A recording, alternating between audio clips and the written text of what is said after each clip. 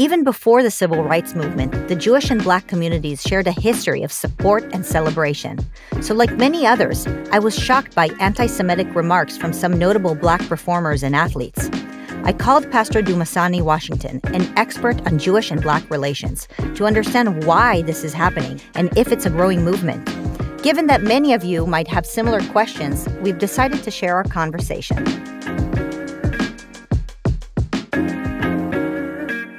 Hi. Hi, Marissa. How you doing? So it's interesting that we're meeting during Black History Month. Total coincidence. Yes, ma'am. But Absolutely. Given that this is February, just wanted your thoughts on what do you think about Black History Month? I don't know how I feel about it. I've always been ambivalent, well, at least as a young adult, right? So what I learned about Black history, I learned at home, right? My parents are from the segregated South, Little Rock, Arkansas. So I learned about our family, right? I didn't learn it under the moniker of Black history. I just learned about my family, right? So my dad, whose dad was a sharecropper and those types of things. And I had a great deal of pride and self-worth from that because the stories that I was told, they were not stories of defeat and racist, this, that, and the other, right? So just a quick example, my mom graduated from Scipio A. Jones High School, the only school that took Black students in Little Rock, Arkansas. She loved the school, right? And these graduated doctors, lawyers, politicians. My uncle, I talk about in my book, Uncle Levi Adams, he worked for years at Brown Universities and helped other Black doctors come into the field, right? So that was my reality, right? So when I hear about Black History Month, I think it's important for young people to know. But I think the unfortunate thing that where we are now is everything is so divisive and so political that it becomes something more negative instead of celebration. So I'm ambivalent about it.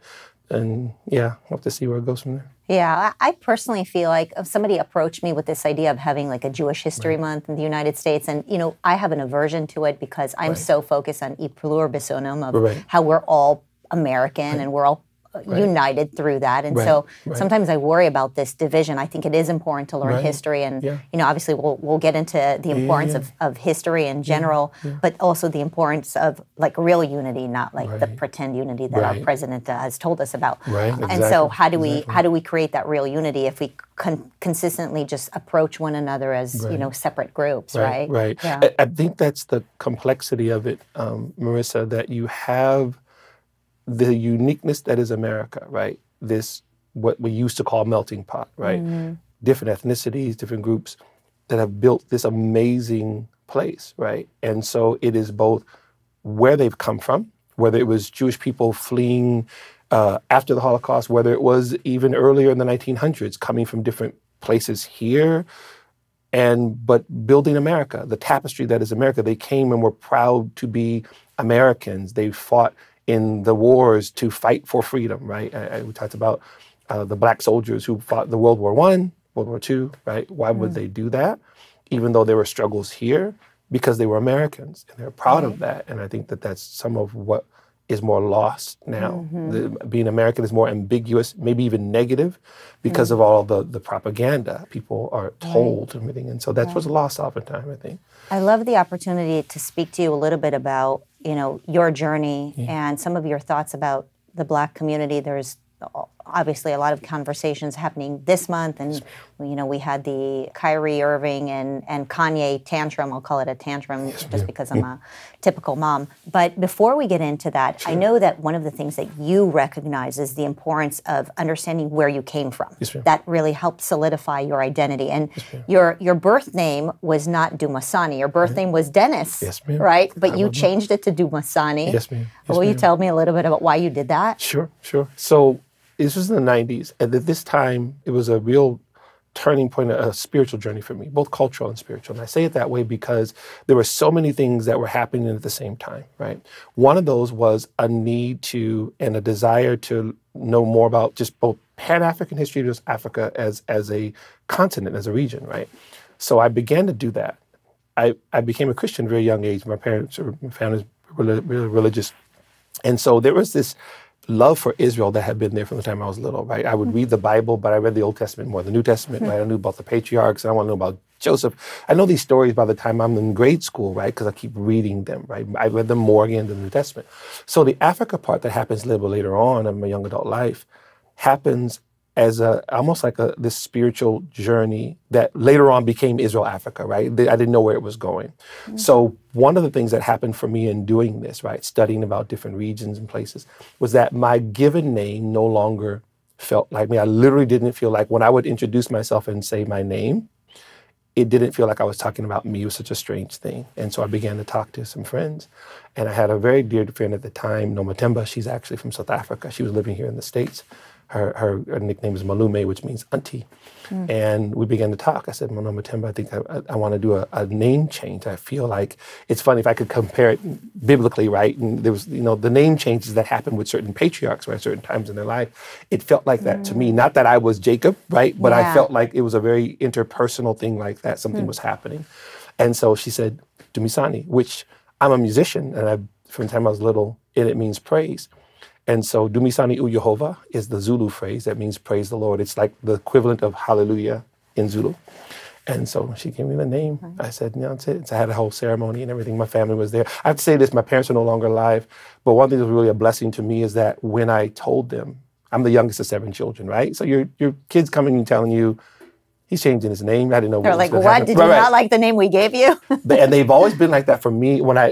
In that they were open, I told them, it was quietness in the room. And I told them in the speech that I gave them, it was really important to me, Marissa, that they knew that it was not a rejection of them. My family loved my family. Part of the reason why I could explore something as drastic as that is because of how I came up. I came up loving my family, right? And this was just another phase of my development. My dad's Was it part of your discovery of your African roots? Yes. Is that Dumisani is an African name? It is. It's Zulu. It's a Zulu name. And it's so funny. That was the 90s, right? So I found out my daughter, I have a big family. One of my daughters wanted me to do my DNA. For them, Daddy used to want to know.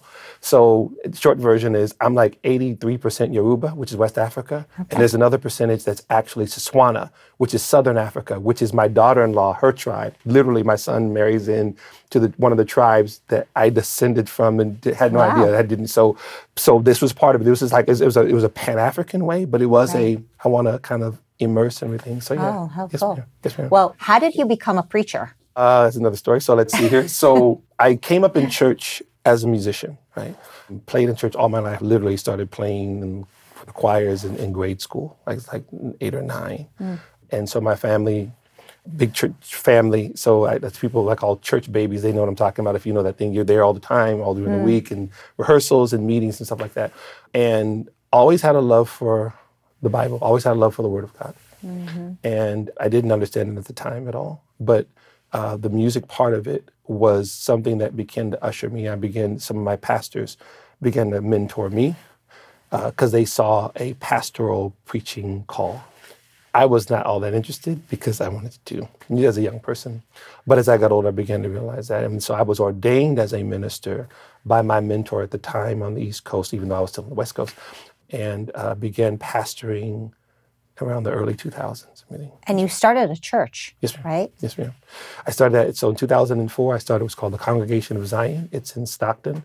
My wife and I moved to the East Coast about 2.5 years ago. The pastors that we have there over the congregation and everything. And so, yes, ma'am, we started it there. It was all another part of that other journey too. And even in doing that, it was something I never really saw myself doing when I was younger, but the path just kind of... You never know, right? Yes, ma'am. Absolutely. So I called you at the height of the Kyrie Irving and Kanye West tantrum, as I call it. Yes, ma'am. And basically I was like, Dumisani, what is going on? Right. What is this Black Hebrew Israelite movement? Is it significant? Is it big? And we had a fascinating conversation. Yes, and so things have really kind of calmed down a little bit as of now. But I want to, in a very calm way, I want to understand what is this group? Is it something that we need to be informed about? Is it growing? Is it significant? And just where did they come from? The way that most people have been introduced to it, especially with the Kyrie Irving, the film that he posted called Hebrew to Negroes, that type of thing, that group, or the group that people are familiar with in the social media, and I call them the radical Black Hebrew Israelites, the praising Hitler, hating of white people, hating of Jews, lighter-skinned Jews, even saying the negative things about Israel. It is more of a fringe element, but it is growing. We don't know, I say we in terms of any real demographics. is growing in that mentality, which unfortunately much of it is fueled by some amount of confusion or anger, those types of things. That group is what most people are aware of in terms of social media. And media now as well, right? You had the whole Nick Sandmann thing that happened a few years ago in DC. That whole issue about the young man and the Catholic school kids and everything, but what wasn't told often was there was a large Black Hebrew Israelite group that was there, catcalling, and just it was a real bad scene, right? So there's a broader work. There's a Black Hebrew Israelite community that's in Dimona, Israel, that's been there since the late 1960s. That's a separate group, yeah, and that's that was led by a man named Ben Ami. That was a controversial move as well. We don't have time to unpack that whole thing, but that's a separate thing. But that is something. So the part of the problem and the confusion, that name, either Black Hebrew Israelite or Hebrew Israelite, is used for so many different groups. Some of them that really don't have anything to do with each other, and that's part of where we are now. Lastly, I'll say there is a group that goes back to the 1800s of Black Americans who began to associate with Judaism, began to claim it as religion, began to identify themselves as either being Israelite or just being a part of a Jewish religion. That goes back to sometime after the Civil War. That group, its lineage goes all the way to Rabbi Capers Funeh. He is over the Israelite Board of Rabbis. He's in Chicago. He works throughout the other parts of the Jewish community and everything. And so they have a very, very long tradition. So Marissa, when you and I were talking, those other two groups, both Dimona and the one that's based in Chicago, wasn't what was being referenced. What was happening with the Kyrie Irving one was the radical. I keep using that term because the negative, the anti-Semitic, the whole thing, right? And the way that film was shared, there's a lot of inaccuracies in it and everything like that. That's part of what exploded. It's been there for a while, it's just kind of simmering. I think the perfect storm was the NBA, Kyrie, Kanye, all these things kind of happened all at once, and it puts the emphasis on that group there. What do they actually believe? Well, again, now I know that there are a whole bunch of different groups, but I tried to watch this movie, the film, which is sad because I guess all of us watched it just because there was all this attention on it. Otherwise, nobody would have heard about it. Right. But it was basically this like slideshow, and what I somewhat understood from the movie was that there is a claim that Jews who claim to be Jewish, if they're white, are not actually Jewish, and the real Jews are Black, and essentially the Ashkenazi Jews stole the Jewish identity from the Blacks. That's my understanding, and so. From your, I know you've been studying this for a very long time. Yes, ma'am. What is it that they believe?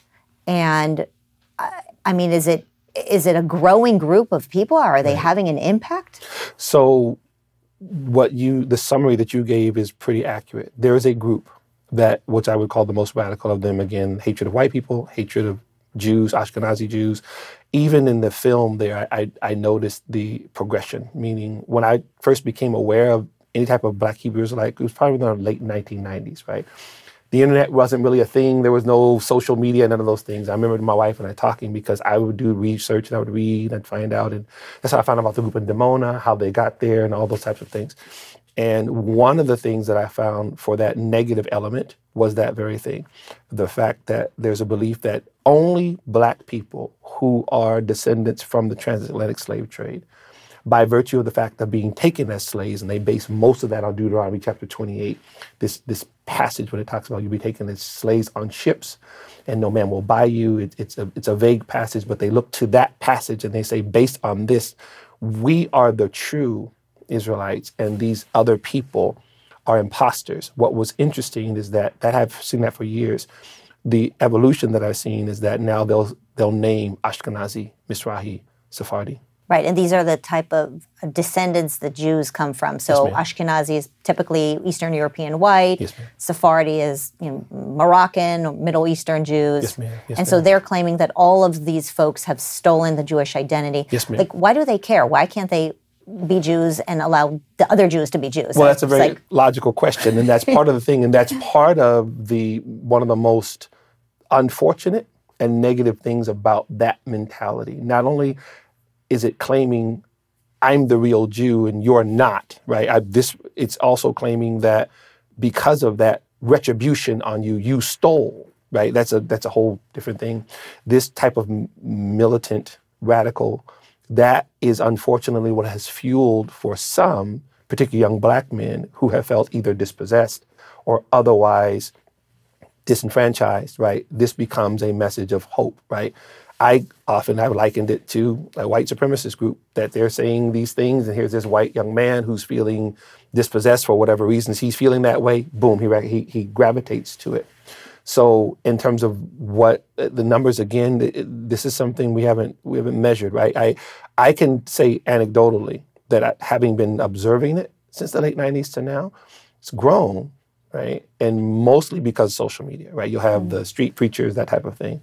And these guys will wear their uniforms, they'll come. I remember seeing them, I went to UCLA for college. I remember seeing them on campus, and they were pretty aggressive. Yes, ma'am. And I think I read in your book, or you mentioned to me, that they used to protest in front of churches, yes, ma'am. right? Because they would say that the preacher is a liar by not... Well, actually, it's a newer thing. Over the last several years, I've seen it more, right? They are aggressively telling, now, from the same premise of those people are fake, retribution on those people for stealing, and now going to black churches and telling them your pastors are fraud, he's not teaching you the truth.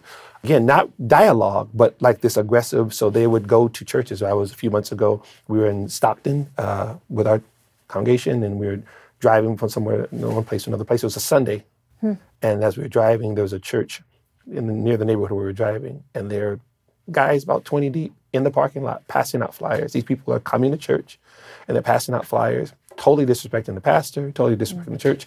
He's a fraud, he's that type of thing. So that, when I say newer, I don't remember that happening up until only the last couple of years, but descending on churches and actually confronting church leaders with their doctrine, right, with their dogma, but in a very, very kind of nasty and disrespectful way. Are people responding to them? I mean, are they gaining attention? I mean, they obviously got attention on social media, right. But are more people joining their, I don't know what you call it. Right. So they are, again, just from what we can kind of tell, and at some point we'll have to do some sort of measurement, right? Some sort of let's do a poll.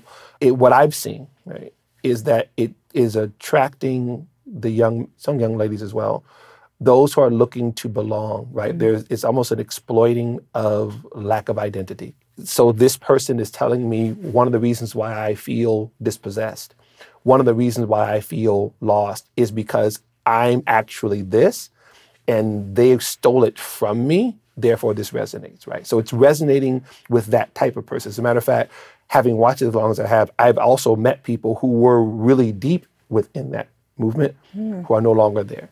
And they would cite things like hatred, anger. They would say things like, it destroyed my marriage. This is a thing, right? There's actually, people are uploading YouTubes now saying that the involvement in this Black Israelite movement destroyed their marriage. Is that what you're saying? They're actually explaining, here's why I was drawn in. Yeah, it's an ideology that is based on hate. So of course it's going to destroy, right? Well, to your point, that if it was truly, I believe I'm an Israelite, I'm Jewish, okay, let's study Torah. But I would tell my wife, and we would tell some of the young people, we would say, and just from a teaching standpoint, that then if you then believe that this is what happened to you, then you would do what our Jewish friends call teshuvah, right? So that nobody could steal your identity. Someone like Jacob, Esau complaining that Jacob stole it. Well, no, you sold it, right? If that was your birthright, right? And so that whole story, right? And then they had to come to a resolution that Esau realized that, he didn't really take it from me. I kind of gave it up. So if you really believe, if I believe that Marissa stole it, did she steal it?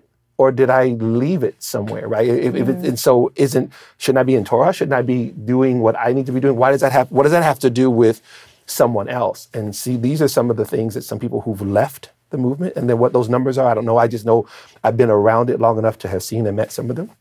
Or it actually led some of them, Marissa, to go deeper into studying Judaism. Some of them have converted to an Orthodox Judaism, that type of thing, right? So it's been a strange ride. The most unfortunate part is the very negative anti-Semitic things that people are seeing that's actually feeding into more of a broader anti-Semitism in our country right now. So it is an anti-Semitic ideology, you would say? Absolutely. I would say, if you're saying that not only that person's that's a fake Jew, first of all, you're disrespecting their heritage, right? And then you're saying that not only that, but they stole that from me, and they're the ones who are responsible for the slave trade, which is something that film says, which is not true, right? Yeah, it's pretty much textbook anti-Semitism at that point. I hear about Louis Farrakhan Yes, ma'am. oftentimes. Can you tell me who he is and how he's connected to this whole picture? Well, Louis Farrakhan has been the leader of the Nation of Islam, I want to say since the 70s, since the mid-70s, if I have my dates correct. He was the successor of Elijah Muhammad, who was he didn't found it, but he was one of the main leaders from the beginning. Louis Farrakhan has two main reputations throughout the Black community and beyond. The Nation of Islam has been instrumental in helping, doing amazing things in the Black community, helping reduce the recidivism rate in Black incarcerated young men coming out, doing prison work, job placement, those type. This has been the case for a while. Good things. The other side of Louis Farrakhan, the message, oftentimes extremely negative, anti-white, anti-Israel, anti-Semitic. And this is part of the reason why his name, when it comes up, it engenders so much controversy. People will, particularly in the Black community, have one view or the other about him. It's not often nuanced, right? Meaning there will be this loyalty to him. There are a lot of young Black men, now older, who see him as their father figure. They'll tell him that he's a mentor to them. And they'll tell you all the reasons why. And there'll be substantive reasons, right? And then there's this other side where he has, for decades, attacked the Jewish community, blamed the Jewish people for all kinds of things, particularly where the Black community is concerned. The book that he helped put out back in the 90s, The Secret Relationship Between Blacks and Jews, which is a whole detailed thing about the Jews being the main reason why the slave trade even happened. Oh, they own this, they own that, which our organization is actually dealing with now, and all the distortions of history. So that's who he is. He's now in his 90s.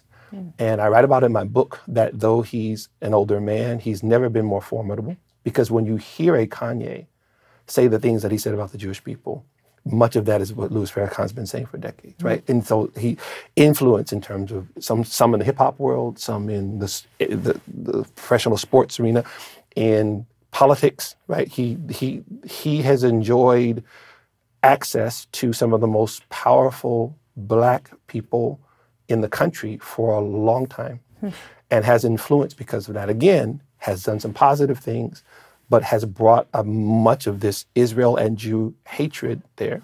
It's interesting. It's so controversial that even when you bring that up for those people who are the most loyal to him, they'll say, yeah, he's not anti-Semite. The man literally said, I'm not an anti-Semite, I'm anti-termite, right? He literally, he'll say these things. And I talk about, I give him, it's several pages in my book, I just quote him.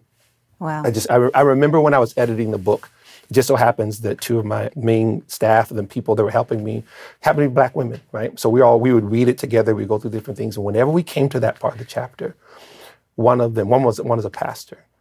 She would stop.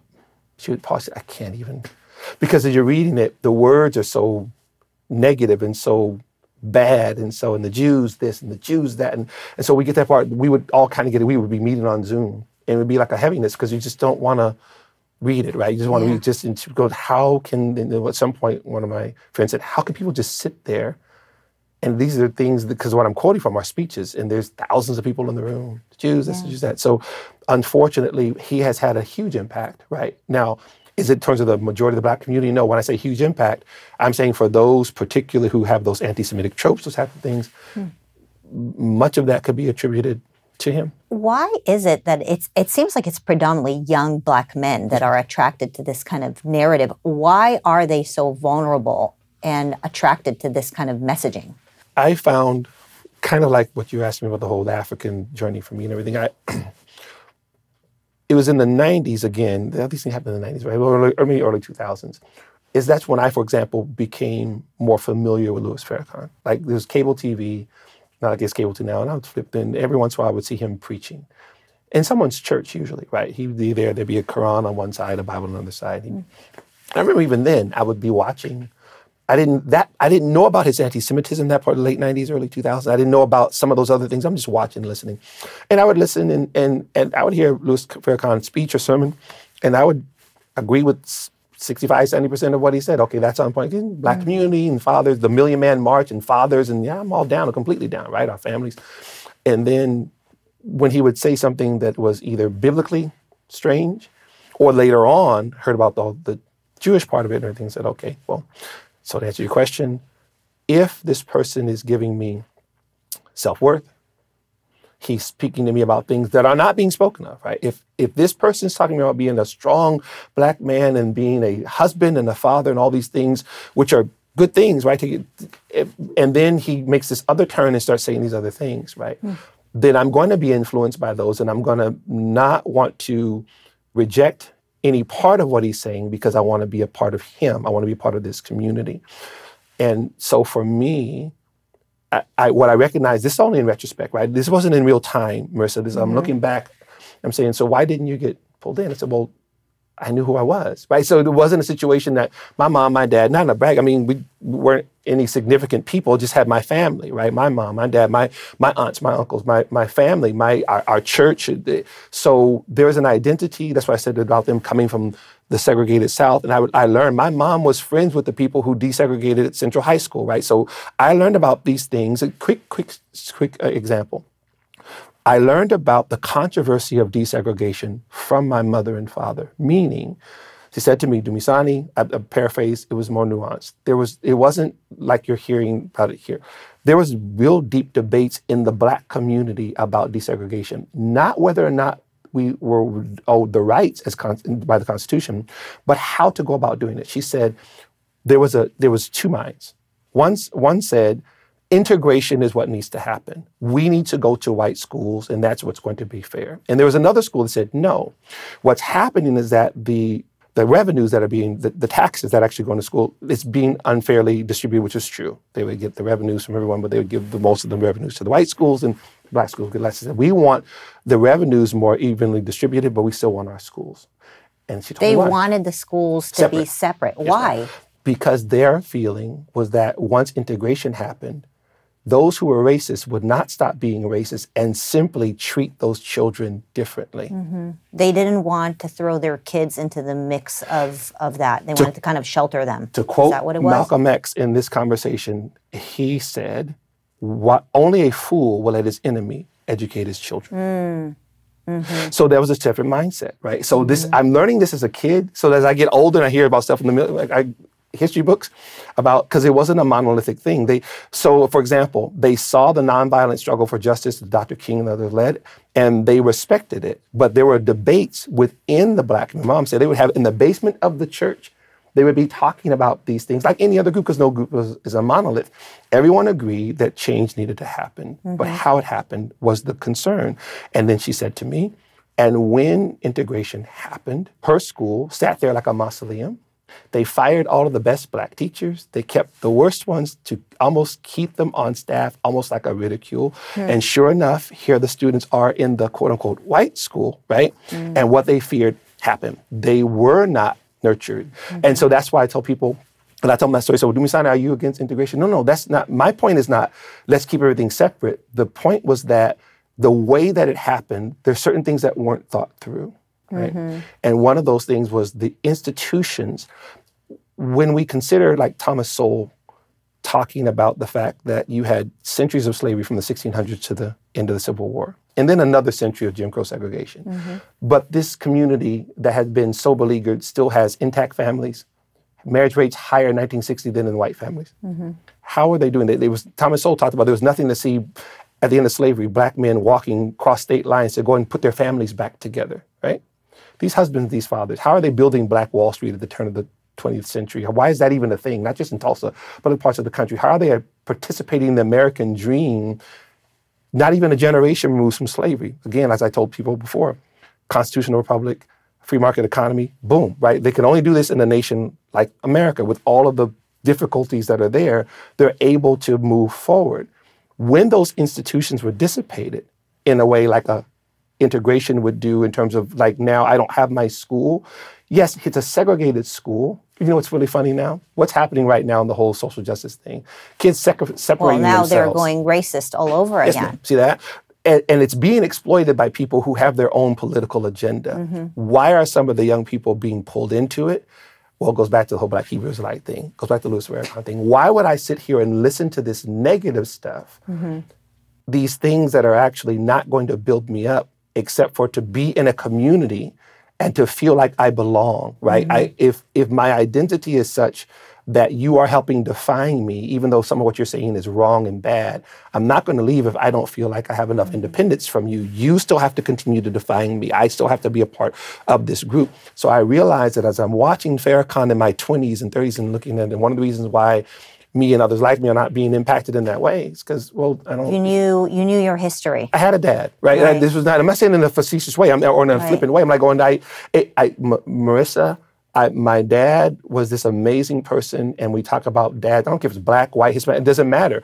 Fathers are important, right? So it has a lot to do with what I believe about me, my own self-worth, all of those things, right? So I recognized as I got older, I said, okay, why didn't I get pulled in? I saw the Black Hebrew Israelite thing back then. I said, okay, why didn't, well, a lot of it had to do with my family. I didn't have a need to be a part of something else that was going to define me.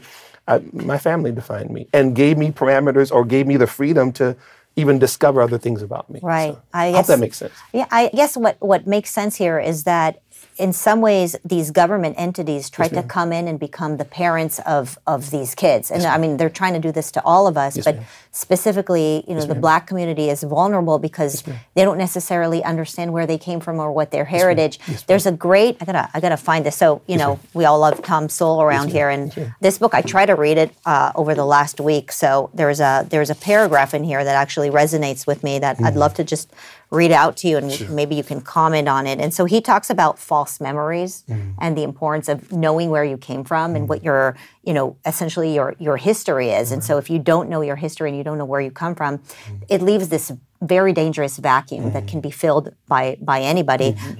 It would not be much better to wake up some morning with false memory induced in you by some means, by some other person, to serve that other person's purpose, with all memories expunged, that you do not serve that end, and other memories twisted or created out of thin air to make you the willing instrument of some ulterior design. So I could talk about this forever. I'll make it short. Yes, absolutely. Black History Month was actually Black History Week, which was created by Dr. Carter Woodson in the around 1930s, I believe, right? He was a educator, Black educator, and one of the leaders in the Black community. And his purpose was kind of what we're talking about now. These Black young people need to know their heritage and their history. They need to understand who they are. It became month later on. He wrote, one of his seminal works was called The Miseducation of the Negro. One of the greatest hip hop albums of all time, Lauryn Hill, it was called Miseducation of Lauryn Hill. It was a play on that title from that book. And so part of the point that Dr. Woodson made was what Dr. Sowell is saying there, that for a person who doesn't know who he is and then is given a false image of who he is, that person, you've ruined them. And not only them, the children that they have, right? Because then they will be defined by pop culture, critical race theory, right? Someone else is going to tell that person who they are, right? And this is what I found more and more. We have 6 children. We homeschool them all. We kind of watch the development. We do other areas of education and everything. And so we had a lot of time with other young people and other parents' children, watching them, the music education, all type of thing. And what I found to be true is that for those students, whether it was a single parent home or both parents, but were loved and nurtured, and that child excelled. That child excelled, even if it wasn't academically, in him or her becoming who they were going to be. For the child who came from a certain amount of brokenness, uncertainty, God forbid, abuse, that child had a much more difficult time coming into who he or she was. So to that point with Thomas Sowell, if you take away my heritage, identity, whatever, and then you give me something else, right? That's the whole, I'm an Israelite and you're not the real Israelite, so I'm gonna, right? So those two things have nothing to do with each other. Why does that resonate with certain people? I found that by and large, for those people who are looking for identity, and there's enough brokenness that's there, yeah, I think that's absolutely true. And that's part of why we are where we are right now in our society. One of the things you mentioned to me when we spoke a few months ago was that there are nefarious motives that are taking advantage of vulnerable young folks that want to understand where they come from. Like, who are these groups that are using this I guess, vacuum that is created in people's history? That's the million-dollar question, Marissa, because I don't think it's one particular thing. I think we see, like in education, right? Critical ethnic studies here in California that Gavin Newsom signed into law back in 2020, I talk about in my book, is a complete revision of history, particularly anti-Zionist part of it, right? Israel's committing genocide, all these types of things, which have nothing to do with the history of these people, right? And some other ethnic histories are completely left out, right? Why? The question becomes, why? Why would you tell these false stories about and leave this group out, right? Well, it has to do, for me anyway, with agenda, right? If I can confuse the person enough, was it Lincoln who said that the future of the nation is coming out of those classrooms, right? So that if I need the person to be pliable enough, I need them to be suggestible enough. I need them to not question things, right? I need to take critical thinking out of their minds. I need them to be programmed to do what I want them to do, right? Yes, ma'am. I think that becomes now the impetus. I don't want them to have a rigorous education, which goes back to what Carter Woodson was saying. I want them to be told what to do. I think that this is some of what we've been dealing with for a while now, right? And then in terms of the Black community, it became the Petri dish, right? You have the whole, I call the war on poverty a war on the Black family, right? This somehow was supposed to help, right? It didn't help, right? And then one of the things that it did, there was an element within the war on poverty and the welfare state that specifically focused in on men, that it incentivized that home not having the father there. The more children the young lady had, more obligations, but did not have a man there to help, the more money the government would give. And Thomas Sowell talks about that as well. You've incentivized this very thing. I believe that began to expand and goes across the country, right? It is there. It's destroying the family and even the purpose of the husband and wife working together, right?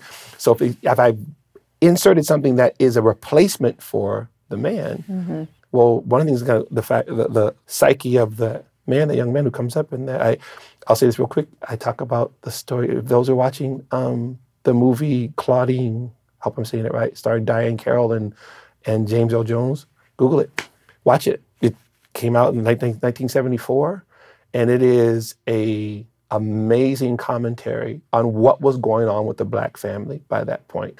I talk about that movie. We're actually doing some education things that we're going to be releasing later on in February. And I talk about that movie in the context of fathers, what it meant. The young man, Lawrence Hilton Jacobs, played the son. And he was in a group, an activist group. And they were staging a protest. And the name of the protest, what they were chanting was, "Work, not welfare." I'll never forget this, right? And the cops come, this in Harlem, right? It's all happened. And what they're saying is that this government intrusion has destroyed these are young people, right? And we don't want welfare, we want work. They're fighting for jobs. And I said to my young people, to my kids, that was 1974. The 1963 March on Washington was a march for jobs and freedom, right? So they're asking for jobs, but the government's not giving them jobs. It's giving them a check, and that had a debilitating effect. Those things would mess with a person's mind. Right, and so they essentially became more vulnerable to all kinds of bizarre ideologies. I've gutted your community, and now here comes the next wave. Now let me tell you why you are you are. Right. Those people stole this, and those people stole that. And so the whole Black History Month, all the history that is taught is about slavery. It's not about victories, right? It's not about achievement, accomplishments, why you can do. It's more about why you're oppressed. Yes, ma'am. That and what's going on in much of our history, the critical ethnic studies, critical race theories. Let's look at everything through the lens of race. Even if race has nothing to do with it, let's do that anyway, and let's look at it from the oppressor narrative, and there you go. It fuels that displacement that I'm already feeling. Right. I know you do a lot of work with the Jewish community, which is really why I called you during this time where, the whole Black Hebrew Israelites, whatever you call them, came about. Why is that such a recurring issue, this Black-Jewish relationship? I mean, you hear, obviously there was the wonderful moments where Martin Luther King, stood and walked hand in hand with Rabbi Joshua Heschel and worked with, I guess Thomas Sowell also talks about he has a whole chapter here about the Jewish community and calling a group of folks, including the Jews, middlemen or middle folk communities, minorities. You have an entire book that talks about it. Just where does this come from? I mean, I think it's a very positive relationship, but can also turn somehow negative.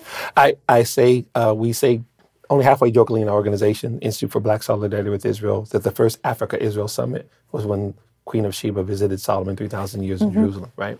So you're talking about a relationship between Africa and Israel, then by extension, the Jewish diaspora, the Black, the African diaspora, for thousands of years.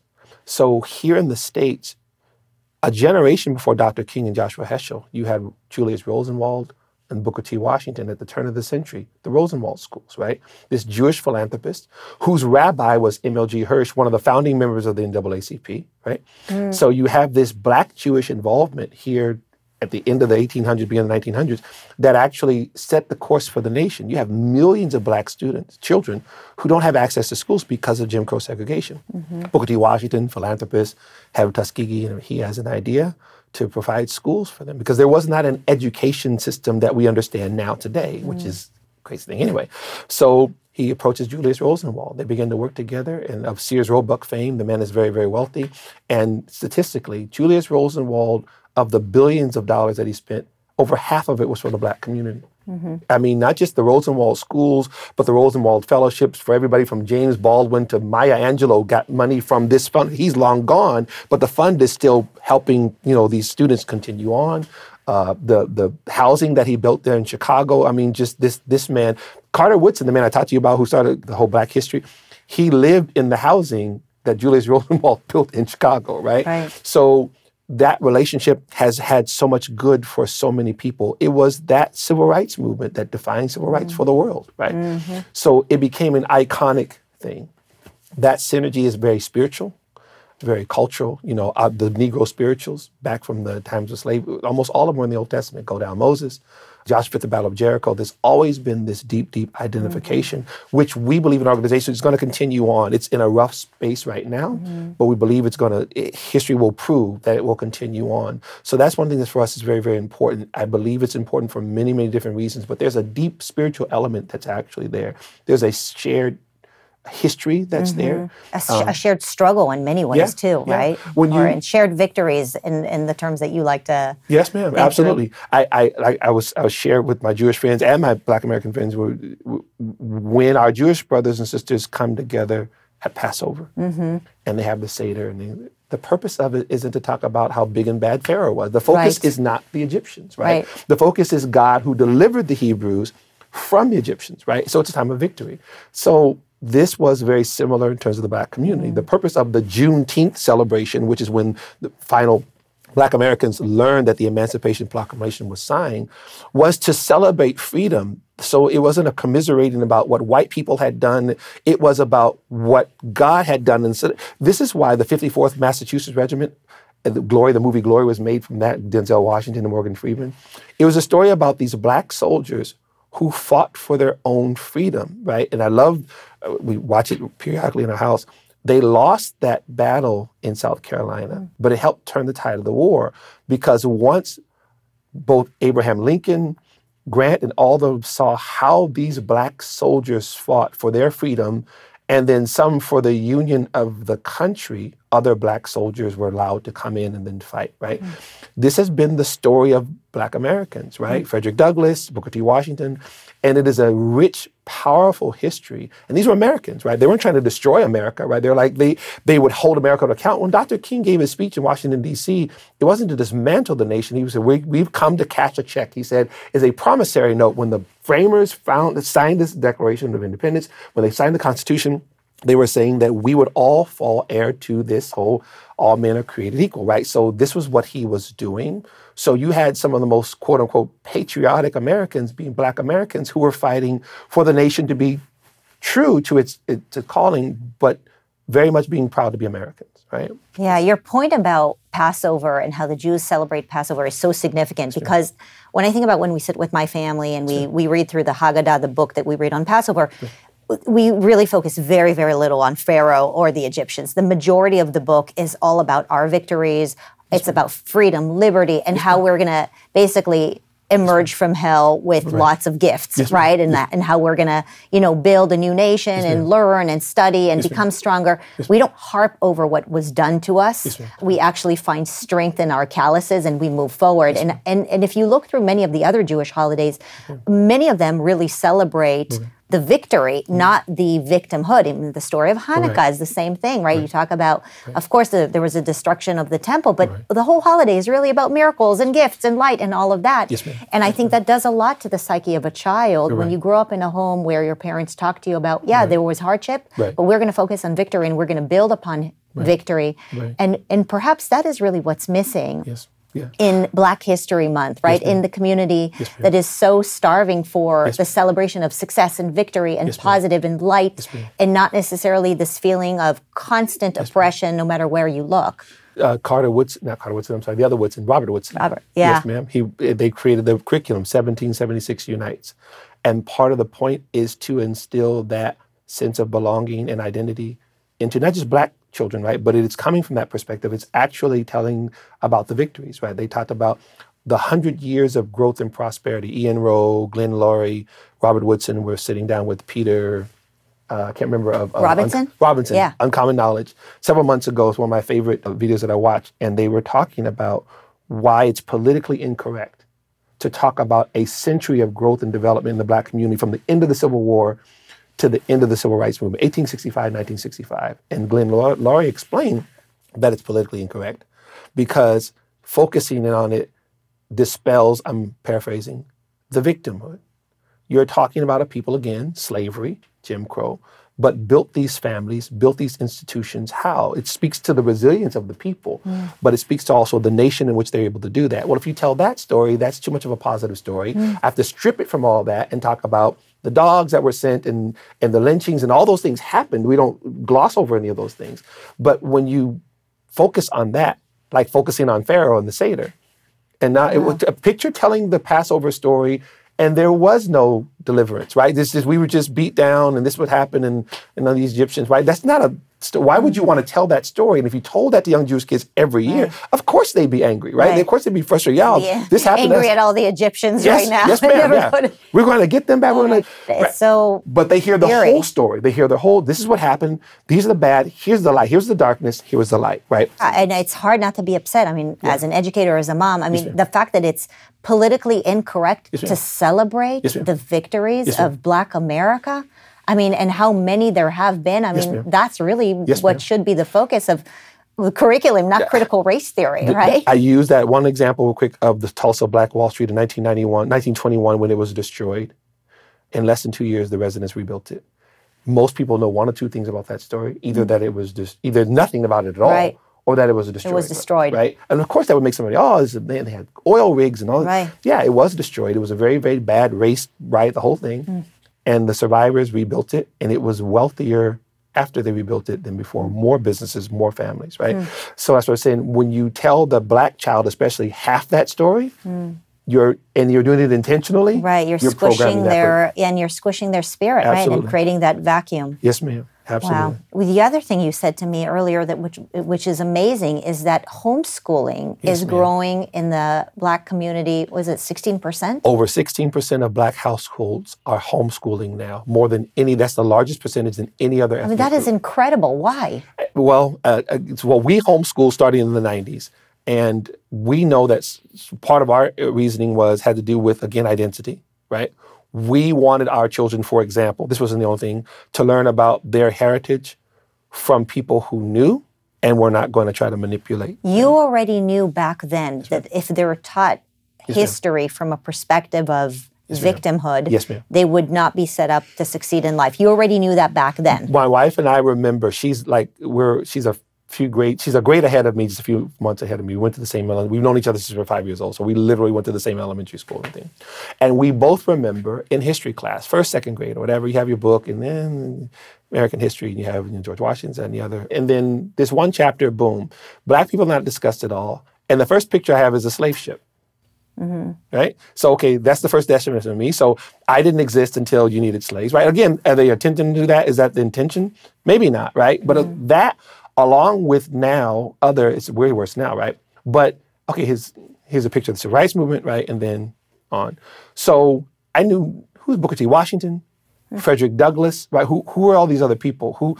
You know, Harriet Tubman for the purpose of the Underground Railroad, right? But who are all these who was Carter Woodson? Right? These things I learned as a young adult after school. I began to read, right? And I said, gee, in my 20s, I said, Had I known this then, so what we said when we had kids, we're not sending them through that. Why would we have them learn some reversed engineered, let's kind of like get some of these other ideas out of your mind? And that was part of it. Some of it was spiritual as well, right? Like being Christians and wanting them to have a spiritual base and foundation, those types of things. So we talked about, my wife, it was her idea. She's the pilot, I'm the co-pilot, right? So she said, this idea. I said, yes, honey, I agree with you.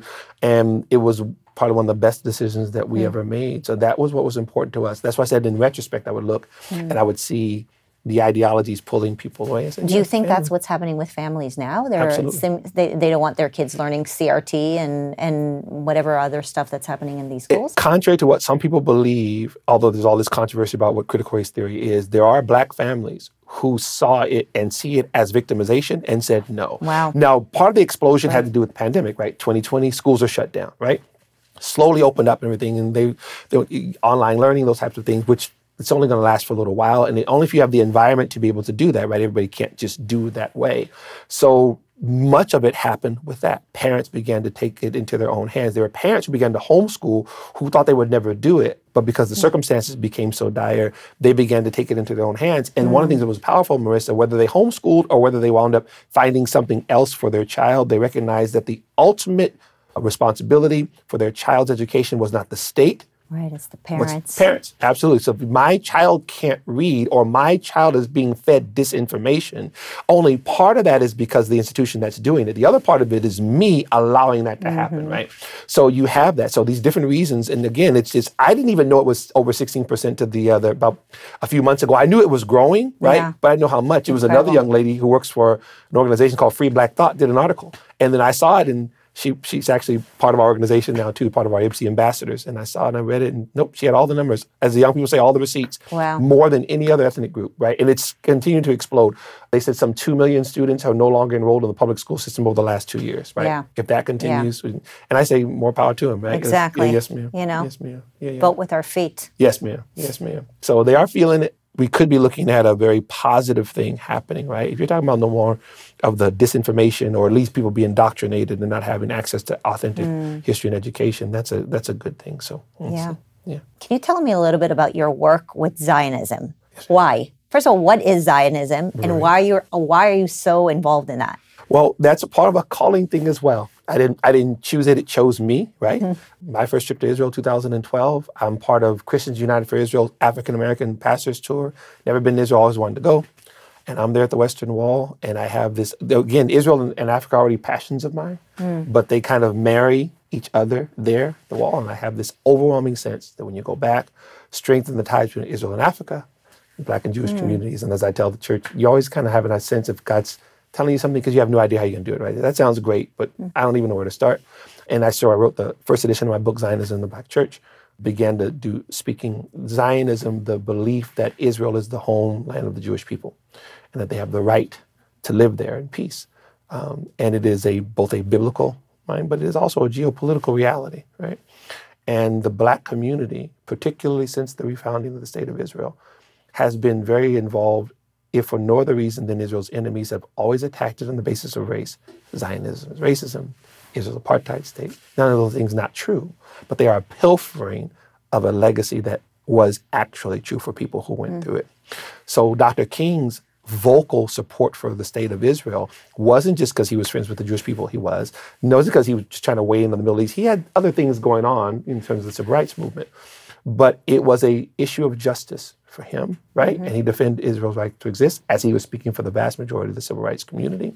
That's part of a legacy that I completely embrace. After he dies, his friends and family started an organization called BASIC in 1975, Black Americans to Support Israel Committee. The whole Israel narrative has been so woven into the fabric of Black Americans. That's been the case for a long time. Our music, all those things are preaching. When Dr. King's preaching, I may not get there with you, but we as a people will get to the promised land. Hours before he's killed, he's referencing Moses, which happens to be, if I'm not mistaken, the last portion of the Torah readings, right? He's actually referencing Moses, talking about the promised land. Here's Dr. King, not knowing he's going to die, but he's saying, we're going to get to the promised land. So this has always been the case. So for me, understanding that there have been all kinds of attempts to sever that tie with Israel and Africa, to sour that relationship, I tell young people all the time, you know you have something valuable if there's somebody always trying to steal it or taint it. And if this is a spiritual warfare thing that we're discussing, it's just amazing that when it comes to these two communities that have so much in common, that have done so much together, why are there always these negative elements that are always seemingly trying to fray, always trying to pull apart?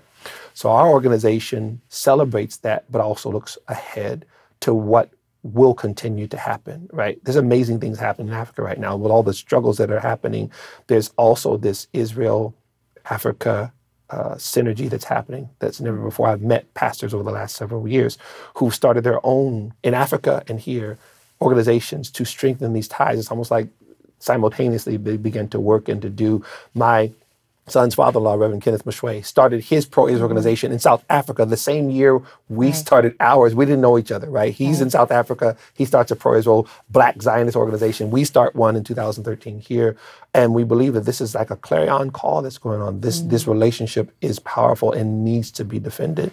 And we work with our Jewish brothers and sisters to do it. I remember when I met Ken Meshwe a few years ago, and the reason he told me that he's so passionate about this work is because he felt that people were robbing him of his history when calling Israel an apartheid state. And I mean, I'm paraphrasing what he said to me, but it was basically, you know, my parents and my family went through real apartheid. And if you're going to claim that Israel is an apartheid state, you're robbing me of the true meaning of what apartheid really means. And so I think that when we accept living in a world of lies, then we lose all truth all around. And that was something that I really, was so inspired when he shared that with me. Yeah, it resonated with me. And he was saying very similar to what Black Americans were saying that were defending the same thing, right? That not only is Zionism not racism, right? Not only are you libeling the Jewish state, you are also, what you're describing, Marissa, makes it very dangerous. If everything is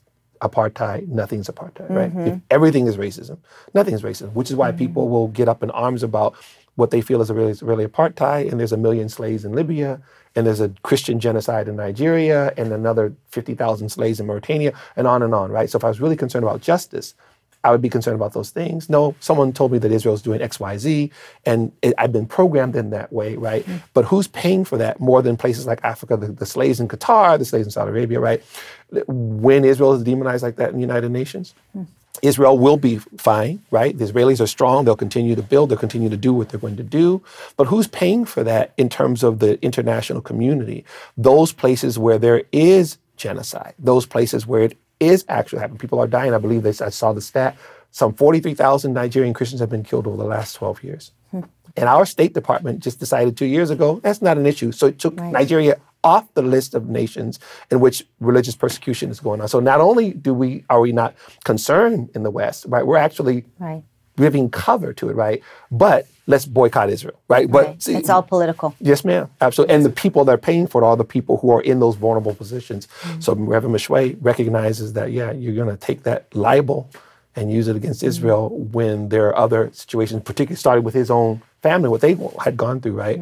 But in other places of the world where people are ignoring it. So.